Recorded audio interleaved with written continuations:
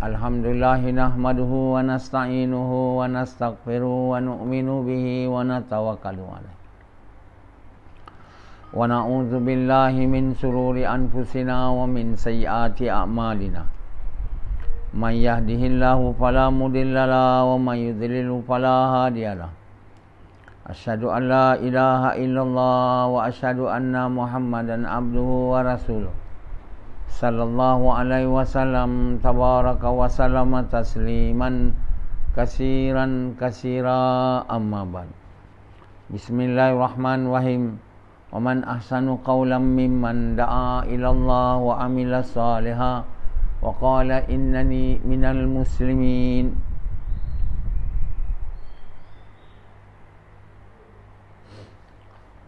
Tuan-tuan, bapa-bapa sekalian dan ibu-ibu sekalian,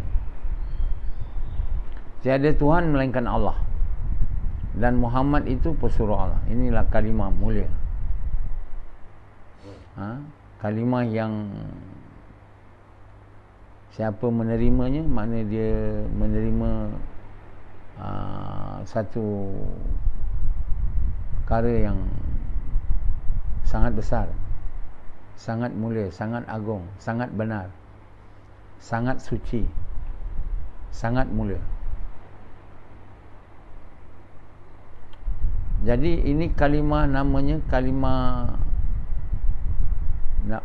ni nama kalimah perjanjian atau amanah. Mana kita berjanji dengan Allah akan terima dia dan tak terima selain dia sebagai Tuhan. Kita tidak akan percaya selain dia. Boleh bagi faedah, boleh bagi bahaya, boleh bagi manfaat atau mudarat, semua tak boleh. Yang boleh hanya dia. Ini perjanjian kita bila kita mengucap kalimah ini. Tiada Tuhan melainkan Allah. Kita buat perjanjian. Ini adalah kalimah janji. Mana bila dia kalimah janji, dia ada kerja yang perlu dibuat untuk menunaikan janji tu. Dia bukan kalimah biasa, dia kalimah janji, kalimah amanah. Dia akur janji. Kita ni sekarang berjanji dengan Allah, tidak akan bertuhan selain dia. Makna tidak akan percaya selain dia boleh buat, selain dia boleh bagi faedah, selain dia boleh bagi bahaya, selain dia boleh bagi mudarat, selain dia boleh bagi mulia hina, semua tak boleh selain dia. Yang boleh bagi mulia hina, manfaat, mudarat, tinggi, yang boleh bagi tinggi, rendah, semua dia. Ini orang yang ucap kalimah ni, dan kalimah ni tak ada kat hati dia, maka dia pun tak boleh nak menunaikan amanah ni lah. Jadi dia tak boleh taat pada Allah. Ekoran tak percaya dalam hati dia bahawa tiada yang boleh bagi faedah, tiada yang boleh bagi bahaya melainkan Allah, tiada yang boleh bagi hina, mulia, ini tak ada. Maka dia menjadi orang yang tak boleh menunaikan janji dia, iaitu taat Allah lah. Pertama, janji untuk percaya. Mula kita tahu je bila kita mengucap, kita mau tukar dia jadi percaya. Baru kita boleh tunaikan pula tuntutan kalimah tu, taat. Taat kepada perintah dia dengan cara yang dia mahu, iaitu Muhammad Rasulullah. Dengan niat nak sukakan dia, sehingga dia suka. Baru kita komplit menunaikan amanah. Kalau kita tahu, kita tak buat usaha untuk percaya, kita tak boleh buat, iaitu tak boleh taat dia. Kalau kita taat dia dengan cara kita suka, kalau kita taat dia dengan cara Nabi, kita tak buat untuk sukakan Allah, untuk sukakan kita, itu tak boleh tunaikan. Ada juga orang dia kalimah ni dia tak sampai percaya, dia tahu je. Jadi dia macam rupa taat lah, tapi dia tak boleh buat untuk sukakan Allah sebab dia tak ada ikhlas. Satu orang yang dia tahu aja dia tak percaya, dia buat pun tak boleh.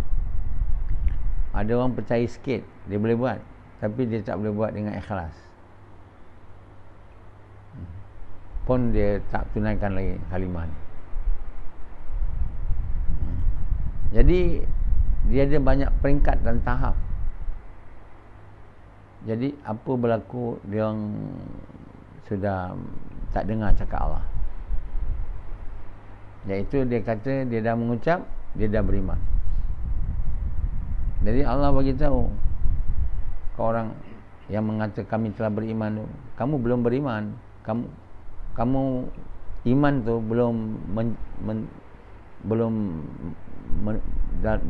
belum sampai ke hati kamu. Kamu hanya masuk Islam. Jadi bila orang Arab Badui itu terus degil, tak mau cakap kami orang baru masuk Islam, dia cakap kami beriman juga, Allah turun ayat lagi bahawa adakah mereka ni nak mengajar Allah agama Allah. Tak nak dengar ni. Macam tu jugalah kita hari ni, kita mengata kita dah beriman sebab mengucap. Jadi ni satu kedegilan lah, tak dengar cakap. Setiap orang yang ucap kalimah, kita kata dia dah beriman. Kita panggil dia Muslim. Muslim ni orang dah beriman, orang yang takut dengan Allah. Tapi kita kata kita dah beriman kerana merasai diri beriman, tak buat usaha lagi lah untuk beriman. Cukup dengan mengucap je. Jadi kat Malaysia ni kalau orang nak nikah, mula mengucap dulu. Dah mengucap, baru boleh nikah. Mana dah masuk Islam lah, dah beriman. Jadi sebenarnya hari ni bila kita tak beriman ke tahap yang Allah mahu, kita tak boleh taat dengan ikhlas. Yang ini tak pernah ada orang tahu lah. Kerana tak pernah ada orang tahu, dia orang cakap beramal aja. Amal ini, amal itu, amal ini, amal itu. So beramal aja. Umumnya mereka percaya bila beramal terima. Jadi semua orang yang dikatakan ustaz mengajar, tak ada mengajar lain. So beramal aja. Sebab dah beriman, dah mengucap. Bila dah beriman, beramal lah. Sebenarnya dia belum beriman. Bila beriman baru boleh beramal. Beriman tu bila kalimah tu dah masuk dalam hati. Macam mana nak masuk? Kerja kena dibuat, ini tak mau buat. Kerja tu tak mau buat sebab cinta dunia. Jadi keinginan manusia mencintai dunia ini adalah apa? Benda yang pada diri manusia ni ada dia punya namanya benda buruk. Allah mencipta manusia ni, Allah beritahu dalam manusia ni ada keinginan buruk kepada buruk. Keinginan kepada buruk ni keinginan pada dunia. Benda tu ada kat dia. Kalau dia disuruh korban untuk dunia, kata Allah dia korban sikit, lepas tu dia tak nak korban lagi dah. Atau dia korban ikut cara nafsu dia. Sehingga korban tu tak ada macam suruh bagi korban sikit, bagi korban, lepas tu tak nak dah.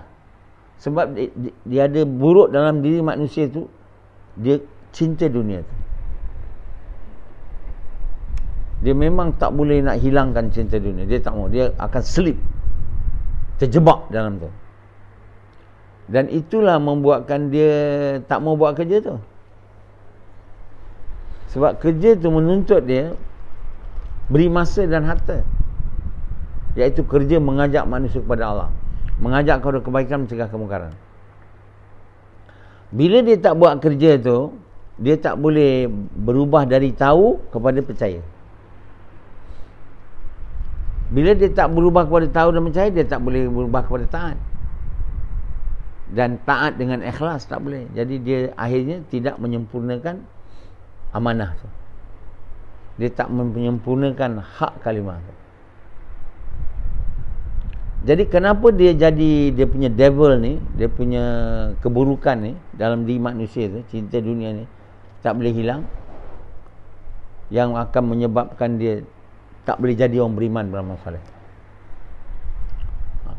Iaitu kecintaan dia tu. Kalau dia menambahkan lagi buruk dia tu, memang lagi teruklah dia. Dia tak nak korban. Dia mau cari duit aja. Cari duit, simpan duit, fikir, rosak lah dia. Dia tak boleh lah nak menunaikan hak kalimah ni. Sebab itu dia punya keburukan tu, cinta dia. Kenapa dia jadi begini? Sebab dia tak ada ilmu, kata Allah, tentang ghaib, tentang Allah, tentang akhirat, tentang dosa, tentang hari akhirat. Dia tak ada ilmu. Ilmu maksud di sini tahu. Tahu maksudnya tahu apa Allah mahu. Tentang Allah ni dia tak tahu. Tentang akhirat, malaikat, dia tak tahu. Hari kiamat, dia tak ada ilmu. Dia tak percaya kepada benda ni. Antara kurang percaya sebab kurang dengar lah, kurang baca. Macam Sufyan ni, dia punya keburukan tu datang kepada dia dan bertambah cinta dunia sebab dia tak tahu ghaib. Tak tahu dan tak percaya yang ghaib tu benar. Adanya alam akhirat.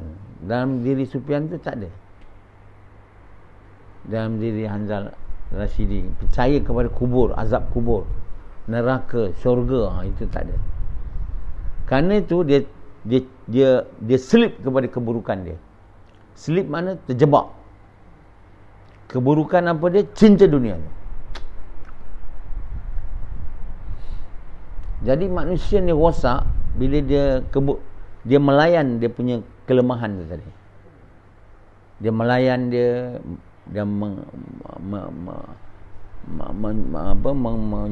melayan dia dan apa orang kata, bagi dia lebih lagi membesar cinta tu, dunia tu.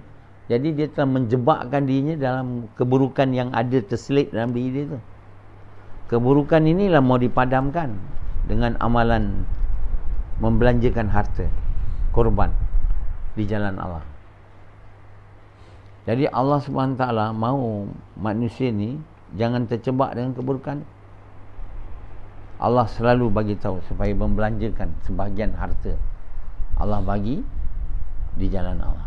Sebab itu Allah bagi tahu orang takwa ni, orang percaya pada yang gaib, percaya pada Allah, percaya pada ni. Yang gaib ni bila dia percaya, yang buruk dia tu akan tak boleh dapat menetap kat dia. Dia akan sedia bersemayang dan mengorbankan sebahagian hartanya di jalan Allah. 3 perkara boleh membuat dia menjadi orang takwa. Kalau tidak, dia tak boleh jadi takwa. Bila dia tak jadi takwa, dia tak boleh amalkan perintah-perintah Allah. Allah bagi tahu dalam Quran. Jadi apabila dia tak boleh amalkan perintah-perintah Allah yang Allah bagi dalam Quran, maka dia tak boleh jadi orang yang selamatlah dan berjaya. Sebab itu Allah mulakan surah Baqarah, Alif Lam Mim. Zalikal kitabu la raiba fihi hudan lil muttaqin. Allah mulakan surah Baqarah tu, Quran tu, dia Fatihah Baqarah dengan ayat mutasyabihat, ayat yang mana tak ada siapa tahu melainkan Allah. Supaya Quran ni dibaca oleh orang takwa. Orang takwa je percaya dalam hati dia, tak ada siapa tahu melainkan Allah. Orang tak takwa, dia kata dia tahu. Allah tahu, dia tahu juga, dia tahu. Hari ni manusia sebab percaya dia tahu, dia tak nak ikut Allah. Macam mana nak hilangkan COVID ni?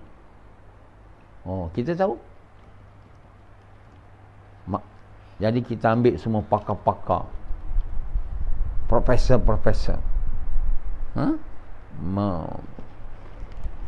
untuk menjadi 20 profesor pakar yang disenarai oleh Dr. Mahathir tu, semua pakar-pakar betul yang tahu.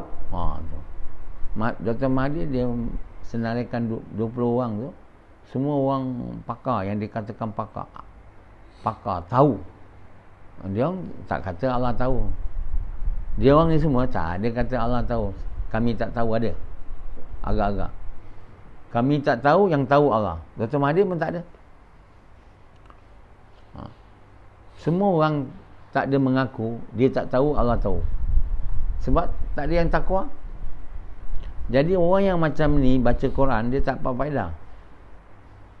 Orang yang percaya dia tahu juga, Allah tahu, dia tahu juga, tak boleh. Sebab itu dimulakan dengan ayat tu. Allah nak bagi tahu kenapa ayat ni. Memang tak ada siapa yang tahu untuk apa Allah letak dia kat atas tu, kat mula Quran tu. Kenapa?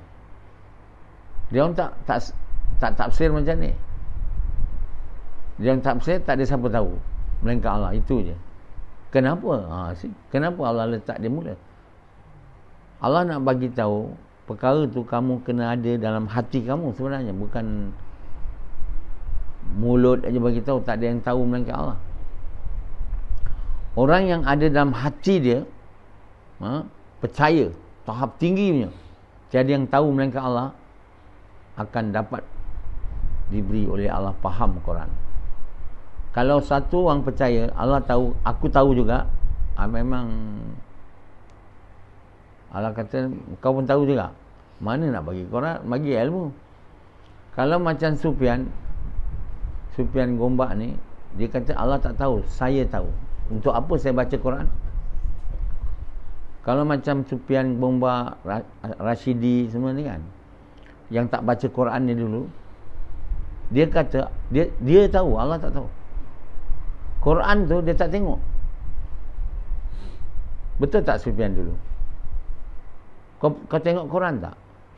Kenapa kau tak tengok Quran? Kenapa dia tak tengok Quran? Kenapa kau tak tengok Quran dulu? Kenapa tak tengok Quran dulu? Kamu sebelum saya suruh kamu tak baca Quran. Kenapa orang semua tak baca Quran sekarang? Sebab mereka kata kami tahu lagi, Allah tak tahu. Allah pun yang kitab tu alah cerita orang-orang lamanya, ancient stories, bak kata orang bukan Islam. Kita hari ni orang yang ucap kalimah yang belum beriman ni, kita pun membelakangkan Quran juga. Tanda bukti membelakangkan Quran, baca pun tidak. Jadi orang tak baca Quran ni, orang memang membelakangkan Quran. Membelakangkan Quran maknanya membelakangkan Allah. Dia membelakangkan Allah kerana dia bagi tahu tiada yang tahu melainkan aku. Aku tahu apa aku nak tahu apa Allah nak, tak payah. Aku tahu apa aku nak. Yang aku mahu tengok Facebook, dengar berita, apa benda-benda dunia, barang-barang bau, cerita-cerita, lagu-lagu, filem-filem. Itu aku mahu. Aku tahulah apa aku nak. Nak tahu apa Allah nak buat apa. Ini orang dia. Orang yang tak baca Quran ni, ini orang dia. Orang tak baca Quran ni, mana boleh Allah bagi dia faham Quran, amal Quran. Memang orang cinta dunia lah, yang tenggelam dalam dia punya keburukan tadi, yang telah memasakkan keburukan itu ke tahap yang gemilang. Macam Sufyan, dia tenggelam dalam keburukan yang ada dalam diri dia tu, yang Allah letakkan dia, campakkan dia, sebagai dugaan lah kan.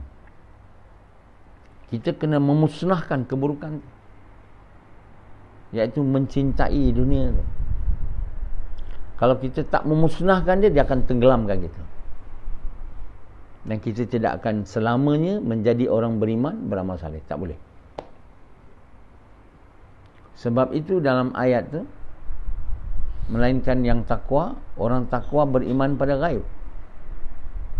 Bila kita beriman pada ghaib, baru datang korban harta.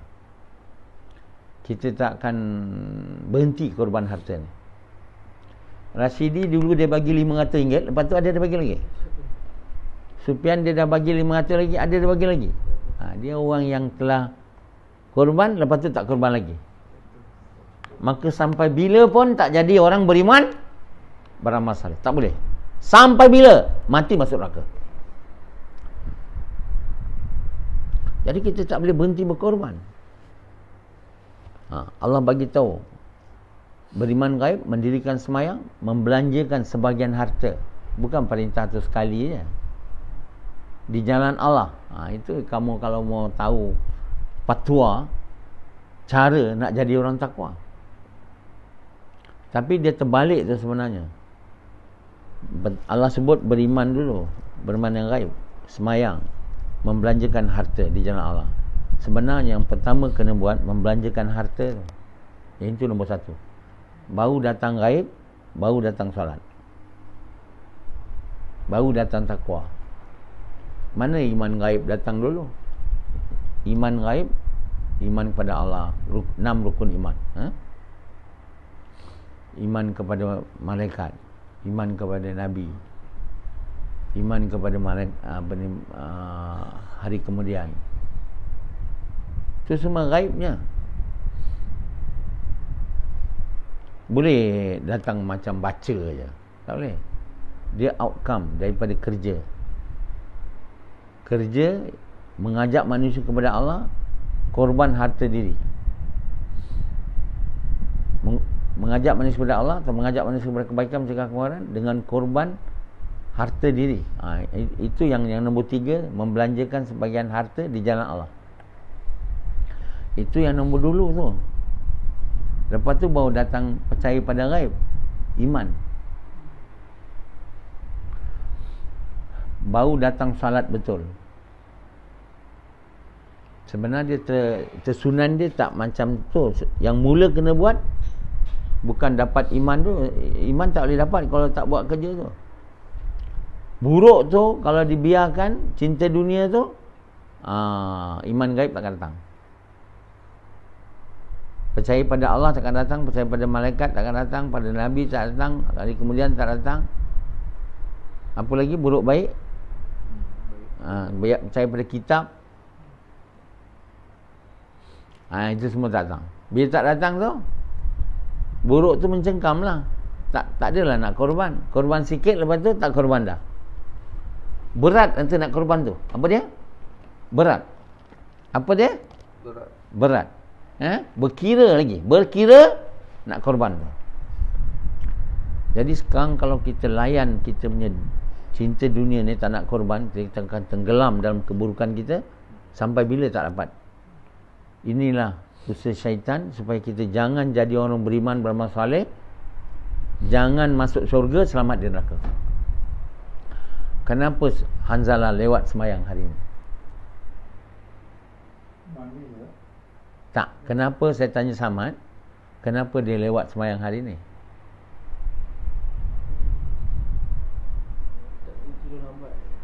Sebab dia tak bangun kan? Dia lewat sebab dia tidur, dia tak dikejut pun tak bangun. Kenapa dia lewat? Dia letih. Kan? Kenapa dia letih? Jawab. Tidur lambat. Kenapa dia tidur lambat? Kenapa dia tidur lambat? Sebab dia melayan nafsu dia. Nafsu dia apa? Nak dunia. Dia kerja 8 jam. Tak habis kerja tu, dia melayan nafsu dia. Nak bercakap tentang dunia dia kepada kawan-kawan dia. Akhir dia tidur lambat lah. Jadi dia telah memasakkan cinta dunia dia tu, keburukan dia menjelma. menjala. Kita mau memadamkan tu. Itulah keburukan yang terselit dalam diri manusia ni. Allah tahu. Allah yang buat kita. Allah kata, aku buat kamu. Aku tahu apa yang berlaku di dalam perut rahim ibu kamu ni. Apa kamu nak, aku tahu. Dan dalam diri kamu ada terselit keburukan kamu. Aku tahu. Sebab itu Allah bagi perintah-perintah ni semua. Kita tak ikut, kita takkan percaya. Allah suruh kita korban. Mula-mula lagi kita ucap kalimah ni, kita kena buat kerja yang mana kerja tu perlu kita korban. Masa dan harta. Itu yang kita tak mau, kita masih mau lagi. Dan Allah bagi tahu manusia ni dia korban sikit, lepas tu tak korban dah. Atau dia korban dengan nafsu dia. Dengan cara nafsu dia. Tak ikut perintah Allah. Saya pun tak faham ayat Quran. Jadi Allah bagi tahu, aku tahu kamu ni ada keburukan kamu yang terselit, dicampak oleh Allah. Manusia kalau melayan ini, dia tak boleh tunaikan amanah. Dia tak boleh. Kalau dia layan buruk dia ni, amanah tu, kalimah tu, dia tak boleh tunaikan. Bila dia tak boleh tunaikan, dia jadi orang yang gagal. Jadi tuan-tuan mau jadi orang gagal ke? Atau mau jadi orang berjaya? Mau jadi gagal ke berjaya? Mau jadi gagal ke berjaya? Jawab. Kalau mau berjaya, jangan layan buruk tu. Jangan layan dia. Jangan layan nak ke dunia tu sikit tu. Mula sikit je dia tu. Jangan dilayan. Itu yang Allah kata, bi amwalikum wa anfusikum zalikum khairul lakum in kuntum ta'lamun. Allah beritahu, nakkah aku beritahu kamu perniagaan yang menyelamat kamu dari azab yang pedih? Beriman kepada Allah dan Rasul. Biasalah tu, la ilaha illallah Muhammad Rasulullah. Atiullah wa atiur Rasul. Beriman kepada Allah, beriman kepada Rasul. Tu'minuna billahi wa rasuli. Lepas tu apa kerja nak dibuat untuk dapat tu? Wa tujahidu nafi sabilillah. Berjihad di jalan Allah dengan harta, bi amwalikum wa anfusikum. Itu bau buruk tu hilang. Zalikum khairul lakum in kuntum ta'lamun. Berkorban dengan harta diri kamu, berjihad di jalan Allah dengan harta dan diri kamu. Dan itu kata Allah lebih baik bagi kamu kalau kamu tahu. Very simple. Allah dah tahu dah buruk tu, jangan kamu kembangkan. Aku suruh kamu korban harta diri, aku tahu kamu ada buruk tu. Nak dunia tu. Kamu nak dunia, kamu tak nak aku, kamu tak nak akhirat, kamu memang tak nak korban dunia lah. Mestilah nak korban, nak dunia, tak nak Allah. Allah gaib. Kita kata Allah sebab apa dia nak ni? Sebab dia tak ada ilmu pada gaib. Ilmu maknanya dia tak tahu, dia tak percaya pada yang gaib. Mula kita tak dapat percaya iman dulu pada gaib. Kita percaya bahawa ada akhirat ni. Kita percaya ada malaikat. Allah ada. Malaikat Allah bagi tahu ni ada dengan kita, tahu tak? Ada 2 malaikat. Satu malaikat kiri kanan, satu malaikat dia tengok aja. Satu malaikat dia tulis. Apa kita buat, apa kita cakap, dia tulis. Yang satu lagi tak buat. Dia tengok aja. Satu sebagai saksi yang dia menulis. Dahsyat lah. Orang kata ada 2 malaikat. Kiraman katibin. Malaikat kanan tulis benda baik, malaikat kiri tulis benda buruk. Bukan. Dalam Quran tak bagi tahu macam ni. Dia ada 2 malaikat, satu menulis saja. Ada pernah dengar daripada orang? Ni tak pernah dengar. Ustaz-ustaz pun tak baca Quran. Dia pun pakai baca dari mana kau tak tahu. Satu menulis je tau. Satu lagi tak terkerja. Dia tengok aja malaikat yang menulis tu. Sebab Allah nanti tanya, ni kitab kau tulis, saksi mana? Dia mesti ada saksi tau. Kalau tidak, malaikat tu tulis je. Kalau dia tulis suka hati, ada saksi dia sebelah. Satu malaikat lagi. Itu. Ini kita tak percaya.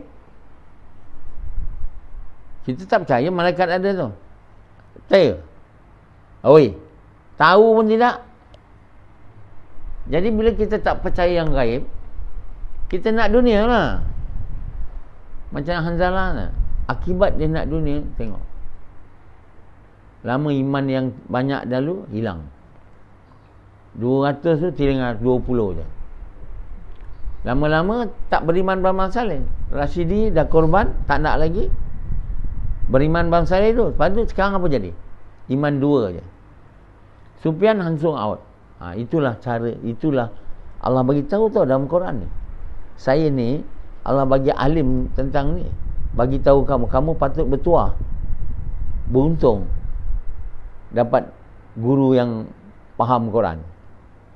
Tidak, mana kamu kalau kamu tak ikut, alim mana pun tak guna. Guru alim mana pun tak guna, tak ikut. Kalau kamu ikut, sebenarnya selama ni dah bagi tahu dah semua tu. Tapi hari ni explicitly Allah bagi tahu dalam Quran ada buruk dia dalam diri manusia ni. Allah letak. Dia nak dunia ni. Macam Hanzalah, saya bagi tahu dia, saya semua bagi tahu kamu ni suruh kerja dunia part time. Hanzalah saya bagi tahu, Azri saya bagi tahu. Ada saya suruh kerja full time. Ada tak? Kenapa saya suruh kerja part time? Jangan menyemarakkan benda buruk tu. Dia kata saya tak nak. Dia kata sendiri, kamu dengar kan? Aku tak nak 6 jam mesap, duit tak banyak. Jadi dia nak 8 jam. Saya kata, okeylah. Daripada saya tak benarkan dia, dia berdosa. Baiklah saya benarkan dia. Dia berdosa dan kalau dia buat benda yang saya tak benar dan dia buat, lagi teruk. Okeylah saya bilang. Sekarang apa jadi? Dia tak boleh marahkan saya. Siapa minta nak kerja 8 jam? Siapa minta? Saya dah suruh dia.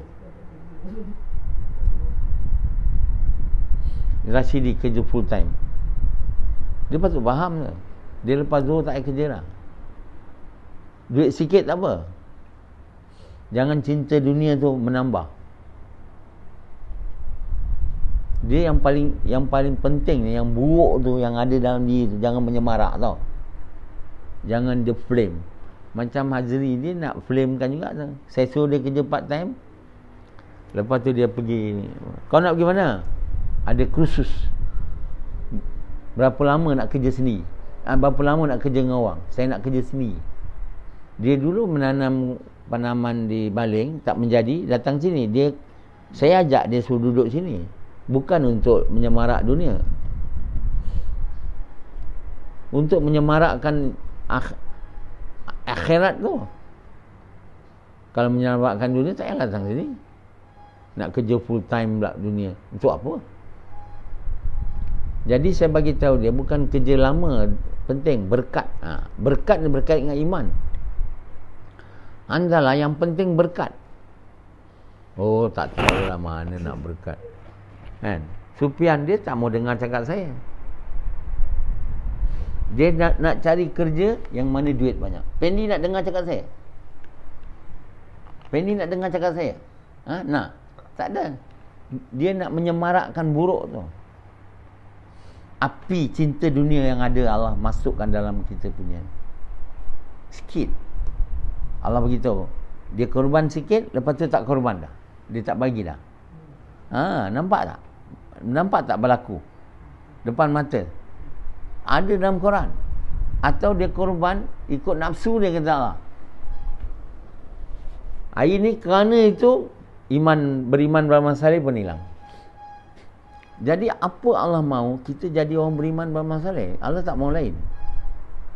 Kerana dengan itu saja kita selamat dari neraka, masuk syurga. Lain tak nak.